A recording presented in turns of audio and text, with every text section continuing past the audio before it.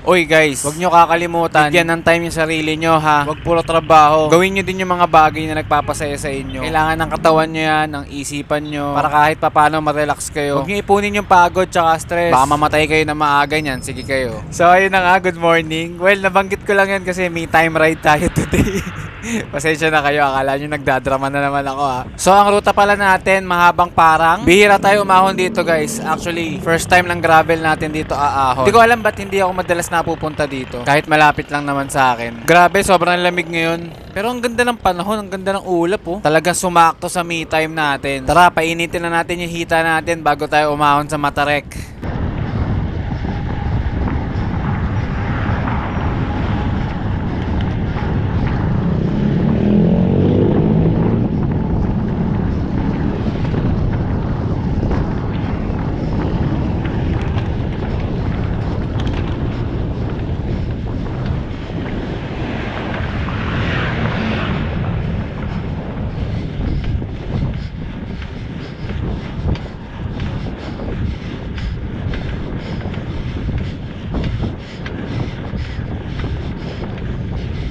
Alam niyo ba guys, dito sa mahabang parang yung pinakaunang flat natin sa bike. Newbie pa ako noon, road bike yung dala ko. Itong mahabang parang, hindi pa siya ganito kalapad, hindi pa siya naro-road widening. As in, masikip pa siya, talagang two-way lang siya. Itong dinadaanan natin ngayon, ano pa yan, rough road pa yan, off-road pa, puro pato pa yan. Ang talagang kalsada lang dyan, yung nakikita nyo sa gitna. Yun lang talaga yung kalsada dyan dati. Tas wala talagang dumadaan dito, sobrang bihira lang talaga yung dumadaan dito. Puro mga motor lang, puro mga lokal lang. Tapos yan, 'di ba? Nung nabutasan ako noon, wala pa tayong dalang repair kit noon as in. Kahit ano, pambomba, pang patch, wala pa talaga as in zero balance yung dala natin. So wala pa akong idea sa pagre-repair. Buti na lang may dumaan na private vehicle noon. Sumabay na lang tayo pababa. Mula nung araw na yon, doon na ako nanood sa YouTube ng mga GCN kung paano mag-repair ng inner tube. Tapos kailangan pala may dala kang extra inner tube, tail lever, kompleto ka dapat. So yun yung panahon na natuto ako magdala ng repair kit. Kaya kayo guys, huwag nyo kakalimutan yan. Huwag kayong aasa sa ibang tao, lalo na kung puro solo ride kayo. Kayong gagaya sa tito nyo.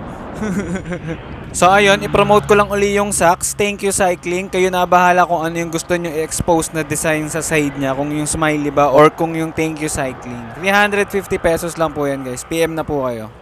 Oh, agad na.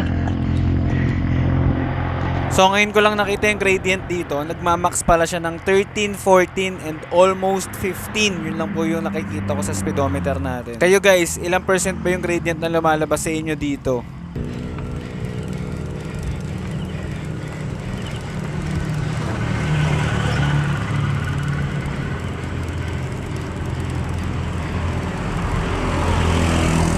Meron pala akong isang tip sa inyo. Huwag nyo sasayangin yung segment, guys. Hindi porkit dumating na kayo sa tuktok, tapos na dun yung segment. Sagarin nyo na. Huwag kayong titigil after nyo umahon, masama din yun. Baka mahilo kayo bigla. Dito naman kasi, after nitong ahon na to, lusong na yan. So, lusungin nyo na. Tapos balik na lang uli kayo. Sayang kasi yung segment. Baka mamaya tumigil kayo, tapos hindi pa pala tapos yung segment. Sayang. Baka kasi mamaya PR kayo, di ba?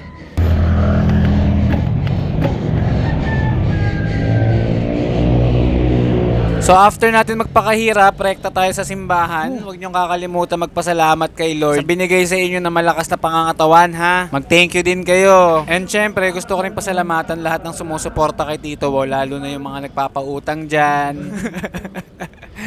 Guys, maraming salamat. Ganon din syempre sa mga bumibili ng degreaser natin. Maraming salamat. May mga nag-wholesale na ngayon. Thank you so much guys sa support. Yan yung dahilan kung bakit magpapasalamat tayo kay Lord, dahil sa mga tao na katulad nyo na matulungin, na sumusuporta sa akin. Maraming salamat. Pagpalain pa kayo.